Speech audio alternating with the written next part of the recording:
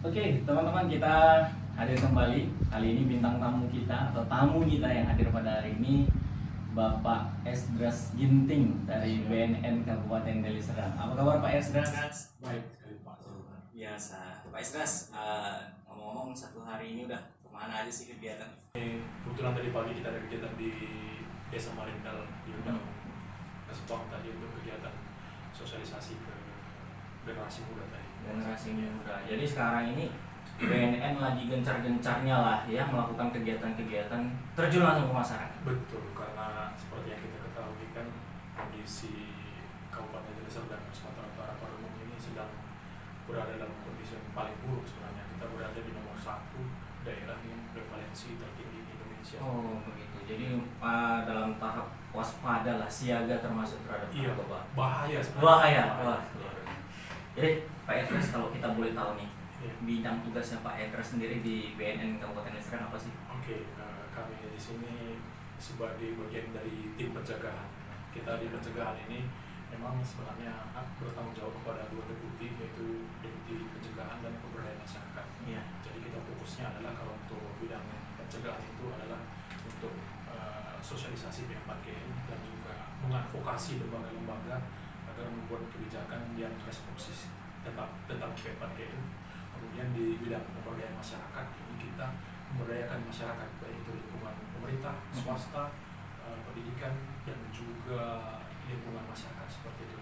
Nah, kita harapkan dari semua lembaga-lembaga ini mereka juga nanti memiliki indeks yang bagus sehingga nanti kita Kabupaten Deli Serdang bisa masuk kategori yang bagus lah dalam Zona bersih lah Betul. narkoba ya. Oke. Selanjutnya Pak, berarti kan bidang tugas Bapak ini lebih kepada sosialisasi ya, Betul, kemudian pemberdayaan masyarakat. Iya. Apakah beberapa waktu belakangnya ada program yang sudah dilakukan BNN untuk kegiatan pemberdayaan, terutama ya sekolah-sekolah atau kepada masyarakat langsung gitu maksudnya? Untuk pemberdayaan memang kita sudah melaksanakan kegiatan yang kebetulan di tahun ini di lingkungan pemerintah. Misalnya kita mengundang beberapa instansi, terutama di lingkungan Pemkab Deli Serdang, yang kita imbau agar semua lembaga itu bisa responsif terhadap kebijakan impres tentang rencana aksi nasional P4GN ya. P4GN. Kemudian di swasta kita mengundang perusahaan-perusahaan yang ada di Kabupaten Deli Serdang yang memang jumlahnya sangat luar biasa dan boleh dibilang sampai saat ini belum semuanya perusahaan itu menerapkan standar atau protokol menciptakan lingkungan kerja yang bersih dari narkoba. Seperti itu. Kemudian di lingkungan masyarakat ini kita mendorong pemerintah desa yang ada di Kabupaten Deli Serdang ini bagaimana agar semua desa ini dia bisa mengubah wajah, karena menurut temuan kita dari data yang dimiliki oleh BNN ini hampir semua desa di Kabupaten Deli Serdang tidak ada statusnya yang bersih dari penyalahgunaan narkoba. Makanya kita berharap semua desa ini nanti memiliki usaha agar menciptakan desa bersinar. Desa bersinar. Jadi desa bersinar ini adalah konsep yang sebagai bentuk upaya pencegahan peredaran narkoba di desa-desa. Betul. Artinya desa bersinar itu adalah desa yang di dalamnya memiliki program P4GN yang dilaksanakan secara konsisten. Kemudian jika ada masyarakat yang menjadi pecandu narkoba, itu sudah di sana menjadi kewajiban bagi semua orang di sana bertanggung jawab untuk merehabilitasinya. Dan kemudian jika di sana terjadi penyalahgunaan atau peredaran dalam narkotika, maka di sana perangkat-perangkat yang sudah ditunjuk menjadi bagian dalam program desa bersinar ini sudah memiliki tugas masing-masing apa yang harus dilakukan untuk segera menuntaskan permasalahan-permasalahan. Oh seperti itu. Jadi karena tadi kan Bapak menyinggung soal P4GN. Nah P4GN ini kemana sih arahnya program ini dilakukan, tujuannya? Itu fokusnya di mana? Iya. Jadi P4GN ini adalah amanat dari Undang-Undang Nomor 35 Tahun 2009 tentang narkotika. Jadi di undang-undang tersebut disebutkan bahwa P4GN atau kalau kita belum terlalu akrab dengan istilah ini, itu adalah singkatan dari pencegahan dan pemberantasan penyalahgunaan dan peredaran dalam narkotika. Jadi ini merupakan suatu kebijakan dari pemerintah kita, pemerintah Republik Indonesia, ketika di tahun lalu itu melihat fakta bahwa narkoba ini menjadi satu momok yang sudah menjadi sangat menakutkan di Indonesia. Makanya dibentuklah undang-undang nomor 35 tahun 2009 dan BNN di sini sebagai ujung tombaknya dalam menjalankan undang-undang tersebut, dan kita yang diserahi tugas untuk menyukseskan program P4G ini.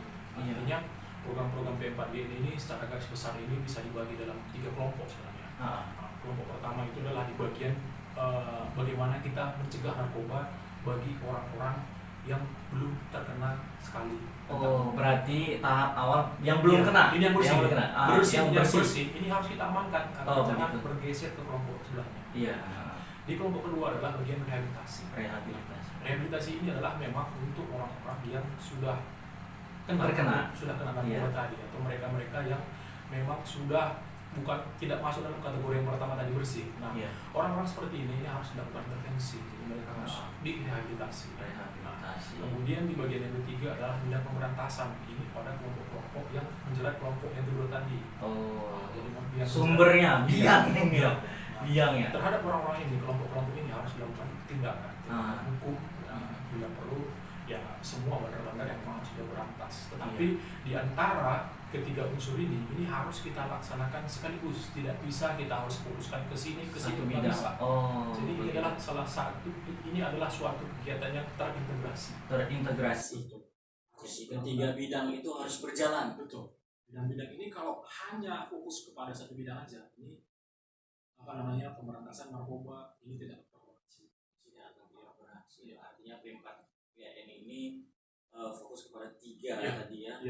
Dari orang yang belum pernah kena sama sekali sebagai tahap pencegahan, jangan sampai mereka itu terjerumus. Kemudian tahapan yang sudah terjerumus diselamatkan. Kemudian penindakan tegas terhadap yang mengedarkan dan pelaku yang meracunilah generasi-generasi ini. Program P4G. Iya, Pak Esdras, terus ini selain bidangnya Bapak, di BNN ini ada bidang apa aja sih? Kan nggak mungkin nih bidang Bapak ngurusin yang lain gitu. Saya menjelaskan dulu dari BNN juga kita adalah lembaga vertikal ya. Jadi kita bukan bagian dari pemerintah kabupaten. Jadi kita adalah istilahnya kita adalah lembaga non kementerian. Jadi lembaga negara non kementerian. Itu istilahnya. Badan. Lembaga non kementerian. Nah, kita ini adalah lembaga vertikal yang berpusat di BNN RI sana di pusat, kemudian di daerah dibagi 2, yang di tingkat provinsi itu kita sebut dengan BNP provinsi. Nah, kemudian di bawahnya lagi di tingkat kabupaten kota itu kita sebut dengan istilah BNNK. Nah, BNNK ini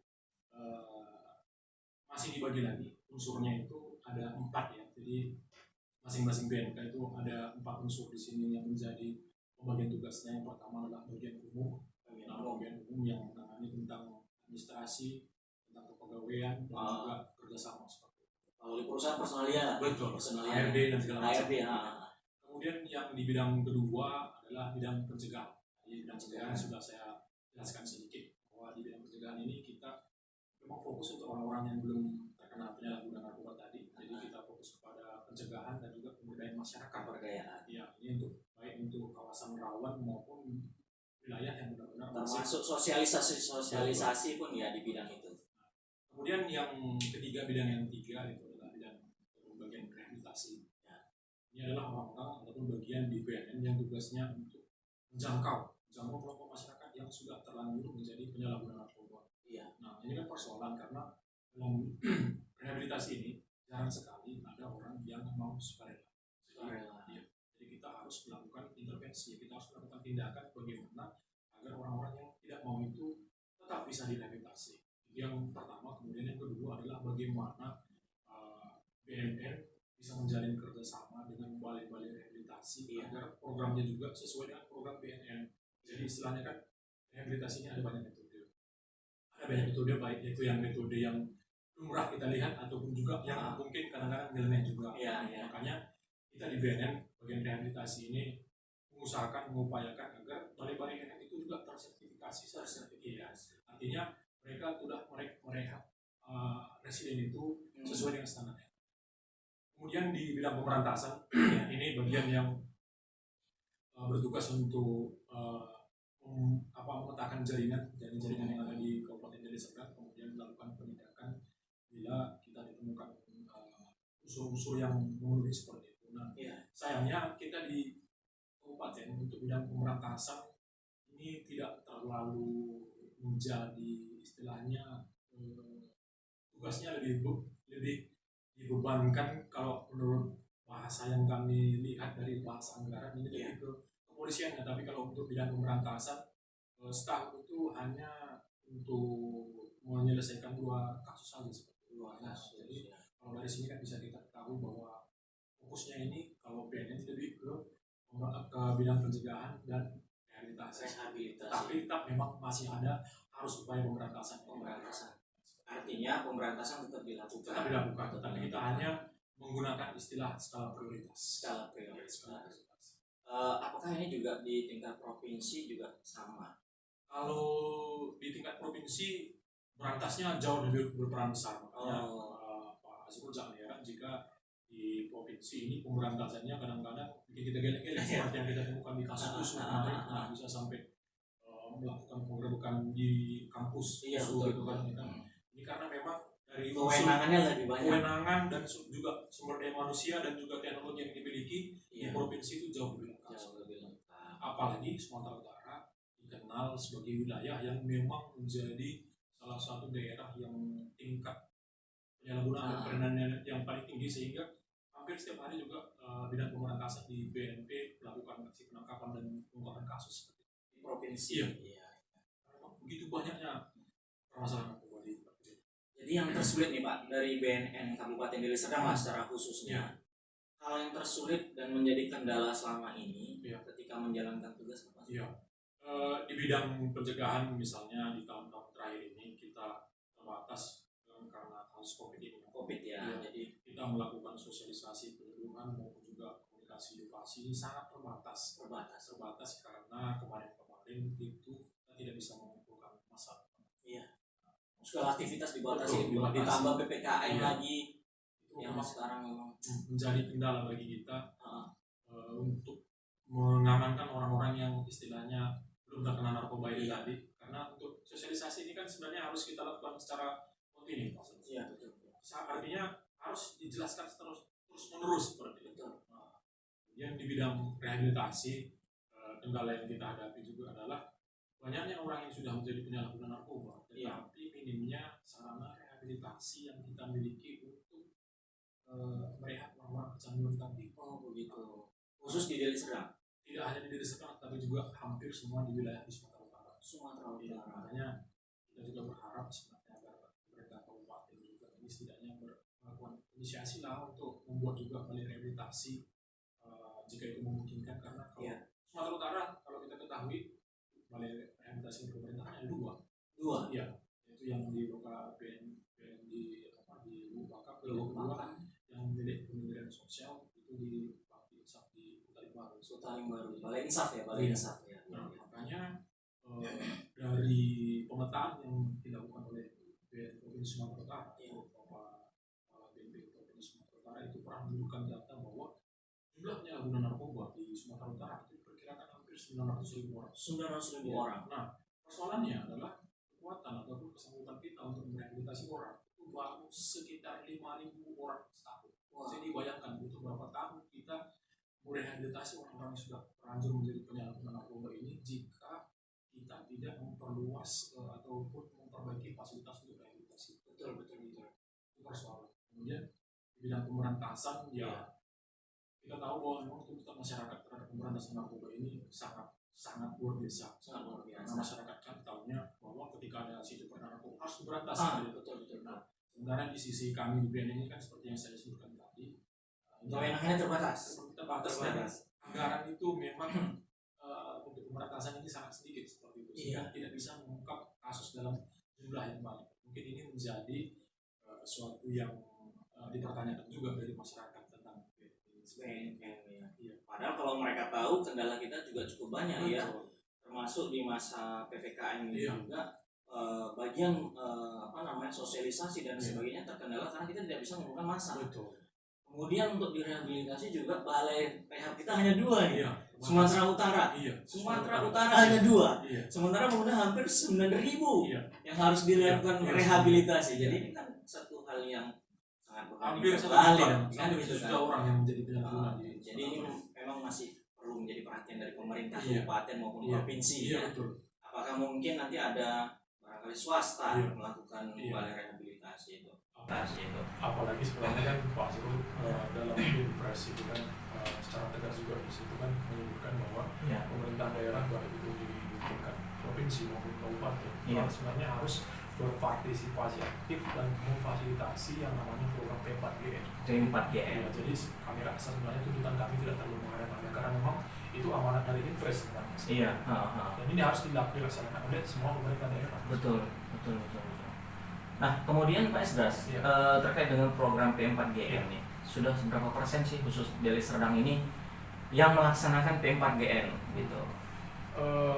Kalau untuk pelaksanaannya itu relatif kita mungkin bisa bikin penilaiannya karena terus terang untuk berapa persen atau berapa yang sudah melaksanakan program itu kalau untuk di lembaga pemerintah Iya. ini lumayan. Kalau Lumayan. kalau menurut laporan impres yang kita terima itu ada sekitar 18 dinas ataupun OPD yang Iya. berpartisipasi dalam program P4GN ini yang rutin melaporkan hasil kegiatannya ke program ataupun aplikasi Monef dari impres itu.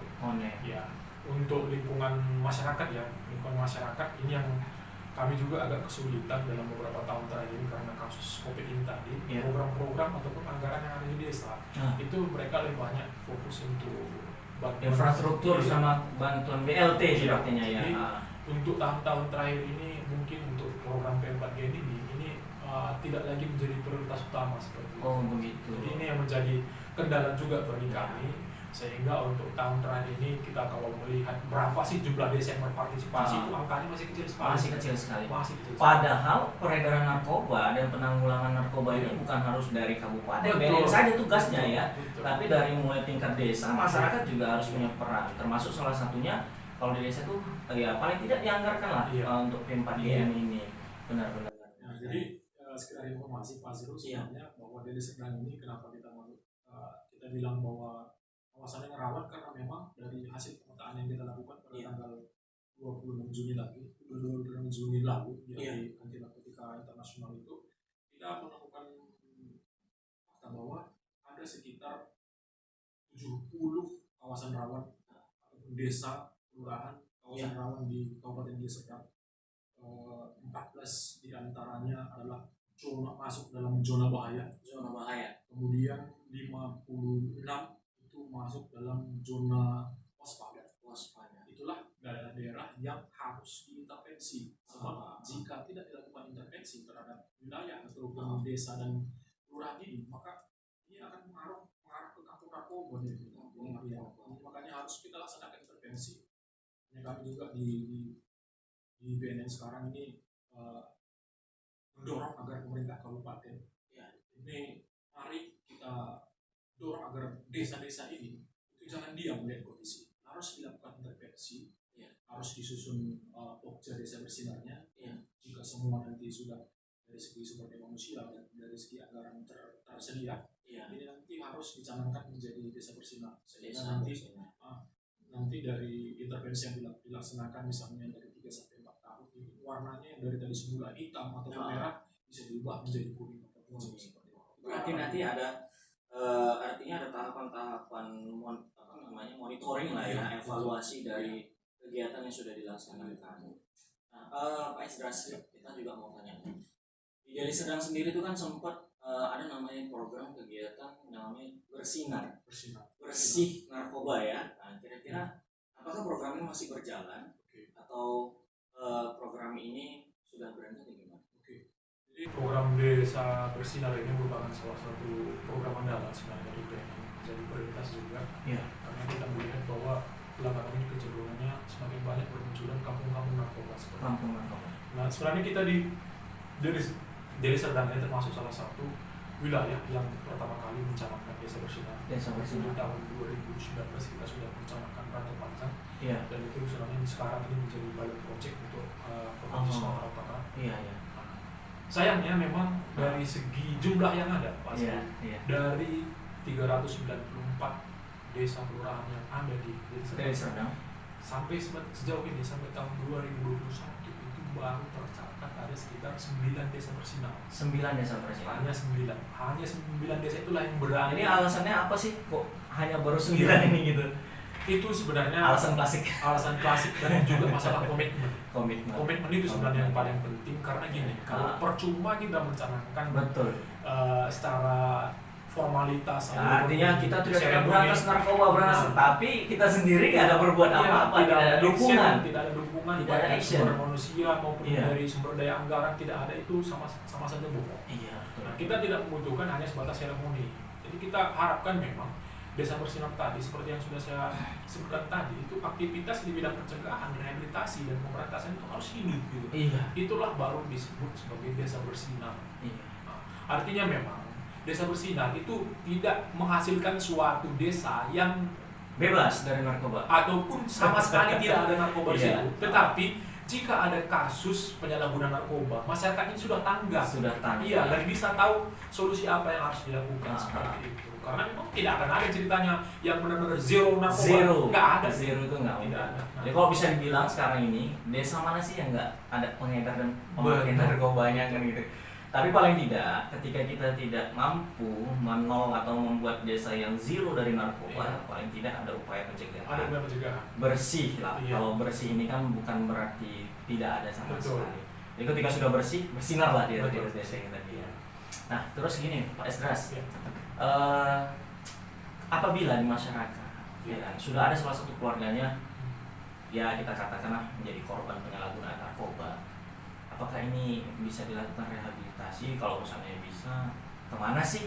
Bagaimana sih prosedurnya kalau mau direhab?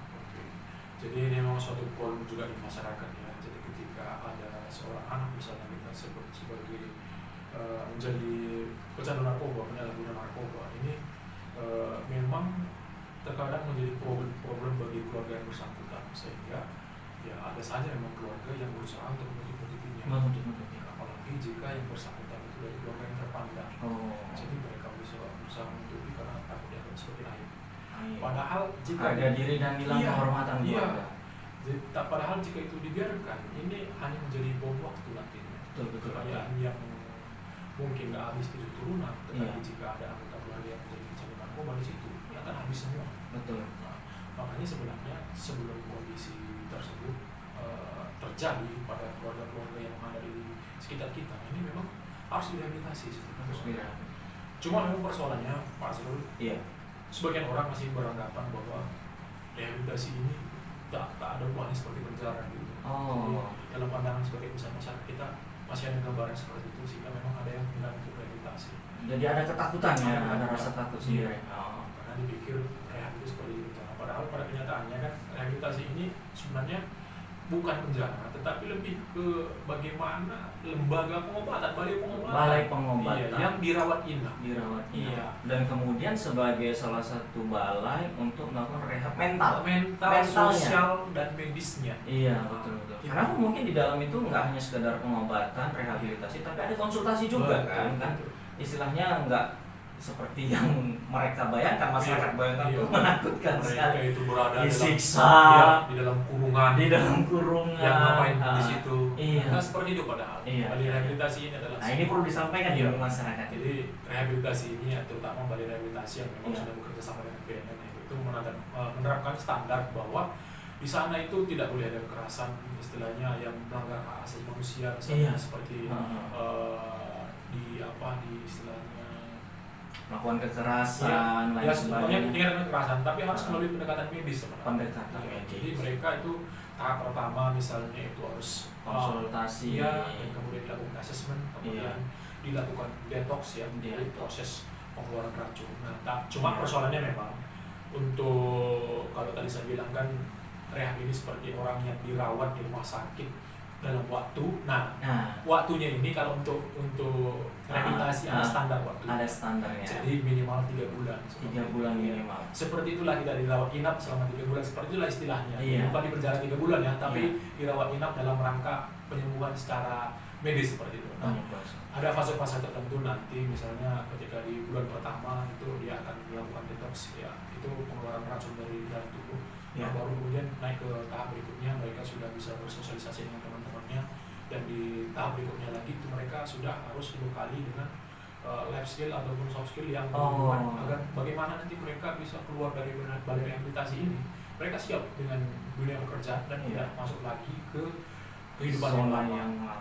Nah, cuma memang informasi mengenai rehabilitasi ini belum semua masyarakat kita memiliki akses informasinya. Iya. Nah, makanya mereka kadang-kadang bingung mau direhab kemana gitu loh. Iya. Padahal sebenarnya balai rehabilitasi ini kan seperti saya bilang, selain di milik pemerintah ada juga swasta. Swasta juga Yang ada di Deli Serdang juga ada beberapa yang sudah melakukan, kalau tidak salah ada sekitar 6 balai rehabilitasi yang sudah melakukan MOU dengan BNN ya, BNK Deli Serdang. Jadi ini balai rehab yang swasta yang sudah melakukan MOU ini artinya sudah tersertifikasi dan sesuai dengan standar yang kita terapkan gitu. Jadi masyarakat juga bisa melaksanakan rehabilitasi ke balai-balai rehabilitasi. Karena memang terus terang problem yang kita hadapi sekarang ini di tengah kondisi banyaknya penyalahgunaan narkoba dan balai rehabilitasi milik pemerintah hanya 2, maka itu dia ada sistem waiting list. Daftar tunggu. Iya, daftar tunggu. Jadi kita tidak bisa hari ini mau kita antar ke balai rehabilitasi langsung masuk. Ya jelas seperti informasi disampaikan tadi 9.000 yang harus direhab, balai rehab pemerintahnya 2, kayak mau pergi haji. Jadi orang-orang yang memang jika mau cepat gitu ya, kita sarankan juga untuk ke swasta ataupun balai rehab yang ada di luar dari Sumatera Utara. Ini tentunya kan membutuhkan biaya. Betul. Jadi itu untuk pembiayaannya diserahkan kepada keluarga. Nah, karena kalau balai rehab milik pemerintah itu hanya biaya rehabilitasinya saja yang ditanggungkan ke negara. Sementara untuk biaya pengantaran misalnya saja jika ada keluarga yang ingin merehabilitasi keluarga di misalnya di Balai Insaf, ataupun di luar Sumatera misalnya di luar Sumatera Utara misalnya ke Bogor atau ke Batam itu nanti biaya pengantarannya itu dibebankan kepada keluarga. Nah, atau juga di balai-balai rehabilitasi milik swasta ini tentunya kan mereka namanya swasta pasti bicara dari segi profit juga. Betul. Ini juga ada biaya biasanya yang dikenakan per bulan kepada para residen. mungkin termasuk makannya, fasilitas lain-lainnya. Karena memang harus kita akui rehabilitasi ini adalah sesuatu yang mahal sebenarnya. Betul, sangat mahal. Makanya sebisa mungkin jangan pakai narkoba karena untuk penanggulangan yang pemulihannya rehabilitasinya itu membutuhkan biaya yang cukup mahal. Jadi artinya masyarakat ini juga sudah mulai jangan ada pemikiran lagi bahwa kalau direhab ini kayak di penjara. Betul. Seperti yang Bapak katakan tadi, bahwasanya balai-balai rehab itu juga punya standar, punya sertifikatnya kan gitu. Jadi seandainya konselornya juga punya sertifikasi. Kemudian gini Pak, kan pernah nggak sih ketika ini mohon maaf nih di luar tugas bidangnya Bapak, ketika terjadi pemberantasan ya, artinya di bidang pemberantasan sendiri, penegakan hukum segala macam dilakukan BNN dan pihak-pihak kepolisian, saya nggak terjadi malah masyarakat di lingkungan itu sendiri yang belain gitu loh. Malah kadang-kadang orang BNN polisi dianggap rampok segala macam ini pernah nggak terjadi hal seperti itu? Kalau di TV banyak kita dengar peristiwa tersebut. Di Deli Serdang sendiri pernah juga. Jadi berarti inilah jadi ini wajah nyata yang ada di hadapan kita. Kita pernah melakukan aksi di satu desa di daerah kawasan Pantai Labu ya. Di mana memang ada sebenarnya yang sebenarnya masyarakat di situ tahu bahwa dia itu sudah menjadi target dan memang dia termasuk pengedar dan bandar gitu. Tapi ketika kita melaksanakan aksi di sana, penangkapan di desa itu mungkin karena memang ada manfaat yang mereka dapatkan dari keberadaan bandar itu tadi, sehingga ketika petugas kita masuk ini bukan dibantuin tetapi justru direcokin. Pada waktu itu kejadiannya kita sebenarnya sudah berhasil mengambil sebenarnya yang menjadi target ini, cuma kita mungkin agak sedikit dalam membutuhkan waktu dalam mencari barang bukti. Disitulah masyarakat yang sudah terprovokasi akhirnya mereka meminta yang bersangkutan untuk dilepas seperti itu. Dan pada saat itu jumlah masyarakat yang berdatangan semakin banyak dan semakin ramai. Karena mungkin sudah terprovokasi, isunya ada berbeda. Isunya berbeda. Ya apalagi kalau gampang sekali kan masyarakat maling gitu. Rampok lagi. Akhirnya kita yang berhati memang harus melepaskan pada waktu itu, dan itu pun masih juga kita diprovokasi oleh yang masyarakat tadi, dan sehingga mobil kita sempat dibalikkan dan petugas kita dikejar-kejar seperti itu. Untungnya memang pada saat itu tidak ada ya menimbulkan korban jiwa tidak ada. Untungnya seperti itu, karena pada saat itu memang kondisinya masyarakat sudah benar-benar beringas seperti itu. Itulah salah satu tantangan yang kita hadapi di Kabupaten Deli Serdang, dan menunjukkan bahwa memang ya ini harus menjadi, ya ini ancaman di depan mata kita gitu. Narkoba ini bukan sesuatu yang hanya kita lihat di TV-TV saja, tapi memang di depan kita pun seperti itu kejadiannya. Seperti itu. Ini ciri-ciri nih yang sering kalau kita ikut sosialisasi orang yang sudah kita katakanlah kena narkoba, itu ada ongnya. Iya betul. Ciri-cirinya ong gitu ya. Apa aja sih ciri ong itu? Kalau istilah itu biar menggampangkan saja. Itu kan tidak merupakan suatu istilah yang dipatahkan lah ya, tapi paling tidak ini bisa mengarahkan kita. Kalau pada umumnya disebut dengan 3 om, tapi kalau saya menambahkan menjadi 4 om. 4 om. Om apa aja itu? Yang pertama itu pasti penyalahgunaan narkoba, memakai narkoba, pecandu narkoba ini adalah orang-orang yang sering berbohong. Tukang bohong itu. Mereka termasuk orang-orang yang sangat pintar bersandiwara, termasuk kepada orang tua sendiri. Makanya banyak orang tua yang tidak percaya anaknya pakai narkoba, karena saking pintarnya menutupi ataupun memanipulasi keadaan tadi. Ya, dibilang sehari ini saya beli buku, hari ini ada yang mau dibeli, itu kan ada sekolah. Padahal itu dipakai untuk minta duit untuk studi tour, ternyata nggak studi tour. Pokoknya itu aktor yang luar biasa, tukang bohong.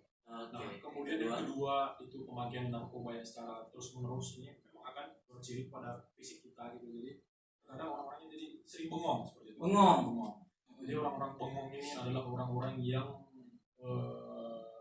berada dalam pengaruh obat tertentu, narkoba jenis tertentu, ataupun juga dia ketika sedang membutuhkan pasukan narkoba, jadi nggak tahu harus dilakukan, jadi dia istilahnya batas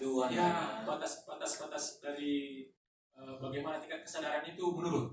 Nah, jadi dia bengong. Nah, kemudian yang ketiga juga yang kadang-kadang sering kita temukan jika dia sudah tukang bohong, bengong. Dan yang ketiga itu adalah tukang nyolong. Saya jadi lupa. Tukang nyolong ya. Istilah lain dari tukang nyolong ini kalau kami menyebutnya adalah tukang pembersih.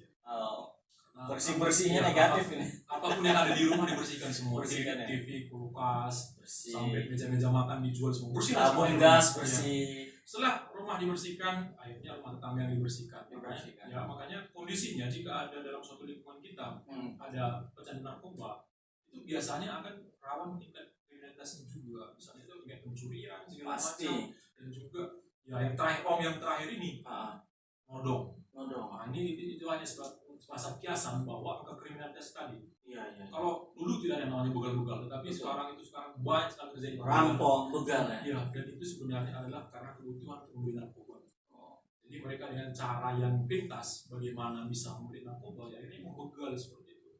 Nah, persoalannya kan eksesnya ini luar biasa bagi masyarakat. Dimana ya kadang-kadang ketika mereka membegal yang sebenarnya sasarannya adalah hanya dompet aja, tapi ya korbannya bisa tewas juga karena memang korban jiwanya ada juga. Iya, pengaruh dari narkotika ini membuat seorang tidak lagi seperti manusia, tetapi pandangan yang ada lah. Itu nafsu kejahatan rimbanya itu keluar seperti itu. Itu yang menjadi persoalan dalam penyalahgunaan. Ini Pak Esdras nih, pesan BNN Kabupaten Deli Serdang kepada masyarakat, perannya nih masing-masing keluarga dalam satu rumah tangga, satu keluarga, ayah, ibu, anak ini perannya gimana? Oke, jadi saya mencoba membuat suatu ya paling tidak gini loh, ibarat main bola kita bisa jaga gawang kita sendiri lah, minimal keluarga kita. Jadi memang inti dari pencegahan narkoba itu sebenarnya dimulai dari keluarga. Bagaimana keluarga itu bisa meningkatkan yang namanya ketahanan keluarga. Ketahanan keluarga ini menjadi suatu elemen yang penting sebenarnya, di mana orang tua ini bisa menjadikan rumahnya sebagai surga bagi anak-anaknya, sehingga mengurangi waktu mereka yang mungkin digunakan oleh anak-anak untuk melakukan kegiatan-kegiatan yang tidak jelas di luar sana. Nah, dalam hal ini penerapan ketahanan keluarga ini bisa dimulai dari sosok ayah, misalnya orang tua yang laki-laki. Bagaimana ayah bisa menjadi pemimpin yang bijaksana di rumah? Artinya tugas saya sebagai seorang kepala keluarga yang juga bertanggung jawab dalam mencari penghasilan. Nah, jangan sekali-sekali melupakan tanggung jawab sebagai orang tua, karena bagaimana bisa anak-anak bertahan di rumah jika sehari-harinya orang tua tidak pernah ada di rumah, ayah tidak pernah ada di rumah, jadi mereka akan kehilangan figur ayah dan mencari kesenangan di luar sana. Nah, kemudian yang kedua adalah ibu. Ibu adalah benteng dari benteng terakhir dalam pencegahan narkoba ini. Karena jika ibu juga kurang bijak, atau bahkan kadang-kadang persoalannya kan ibu ini takut soal narkoba, tapi kalau ada narkoba di depan kamar anaknya sendiri dia nggak tahu gitu. Artinya kalau menurut saran kami juga ibu-ibunya harus pahami juga punya pemahaman tentang narkotika. Bisnis narkotika. Sehingga nanti ini tidak menjadi blunder bagi kita, bagi ibu-ibu ini misalnya kan ketika menghadapi kondisi yang jangan kaget gitu. Artinya ini bisa dimulai dari pencegahan seperti itu. Bagaimana ibu ini misalnya kan ini harus juga selalu ada menjadi tempat curhat anak-anak. Jangan sampai anak-anak itu curhat di luar. Lagi media sosial. Betul, media sosial. Anak-anak berdoa di media sosial ya kan? Iya. Padahal yang Maha Kuasa belum ada media sosialnya. Doanya tidak pernah sampai. Iya. Bagaimana ibu jadi benteng ini ya bisa mencurahkan seluruh waktunya untuk anak. Jangan bang, bukan media sosial nih makanya. Besok lu gua cabut ya. Abis itu langsung apun jadi hilang. Ini Pak Esdras, untuk peringatan Hari Sumpah Pemuda nih, pesannya BNN Kabupaten Deli Serdang untuk generasi muda nih kira-kira. Ini sangat penting saya rasa momentum Sumpah Pemuda yang akan jatuh pada tanggal 28 Oktober ini menjadi spirit bagi kita, bagaimana kita generasi muda ini mencontoh jiwa-jiwa ataupun semangat dari para pendahulu kita, generasi muda di tahun 1998, di mana mereka dengan latar belakang yang beraneka ragam, dengan kemampuan ataupun skill yang berbeda-beda bersatu padu, bersumpah bahwa kita adalah satu bangsa. Nah, mari kita generasi muda yang sekarang ini, kaum milenial seperti sekarang ini, generasi emasnya Indonesia sekarang ini, ya setidaknya jika pun kita tidak bisa melakukan pencegahan ataupun hal-hal yang luar biasa, ya kita juga bisa menjadi pahlawan seperti itu. Jika dulu pahlawan harus berperang, nah sekarang kita juga bisa bagi orang-orang yang mager bahkan sekalipun yang malas gerak, kita bisa menjadi pahlawan dengan menjadi motor pencegahan narkoba, terutama di media-media sosial. Nah, kami harapkan generasi muda terutama itu bisa menjadi ikut menjadi tim ataupun mengkampanyekan P4G ini media sosial, karena kalau kita lihat kan sekarang ini media sosial menjadi satu sarana ataupun media yang paling digandrungi. Artinya membuat konten-konten kreatif lah. Konten-konten kreatif yang arahnya motivasi positif dan juga mengajak kita untuk menjauhi penyalahgunaan dan peredaran gelap narkotika seperti itu. Itu kita gelorakan semangat Sumpah Pemuda itu untuk mencegah ataupun menurunkan angka prevalensi penyalahgunaan narkoba. Baik, terima kasih Pak Esdras atas waktu dan kesempatannya sudah mau hadir di studio kita. Mudah-mudahan pesan ini tersampaikan di masyarakat juga. Dan seperti yang disampaikan Pak Esdras tadi, bahwasannya narkoba ini bukan hanya tugas pemerintah saja, tapi melainkan ada peran masyarakat di dalamnya. Jadi seluruh peran elemen harus bersatu padu mencegah dan memberantas yang namanya narkoba. Dan terakhir, bagi para pemuda dan generasi penerus bangsa di Hari Sumpah Pemuda ini, sampaikan oleh BNN Kabupaten Deli Serdang bagaimana caranya para pemuda menjadi motivator melalui kegiatan-kegiatan yang positif, media sosial, dan membuat konten-konten mendukung program P4GN sebagai salah satu upaya pencegahan terhadap narkoba. Meski kita tidak mampu berbuat banyak, minimal hal terkecil yang bisa kita lakukan untuk bangsa dan negara serta pemuda Indonesia dapat terlaksana dan menjadi sebuah modal kita memberantas peredaran narkoba. Sekali lagi terima kasih Pak Esdras atas waktunya. Lain waktu kita ketemu kembali. Demikian pertemuan kita. Sampai ketemu lagi di masa yang akan datang. War on drugs. Berani tolak, berani rehat, berani lapor.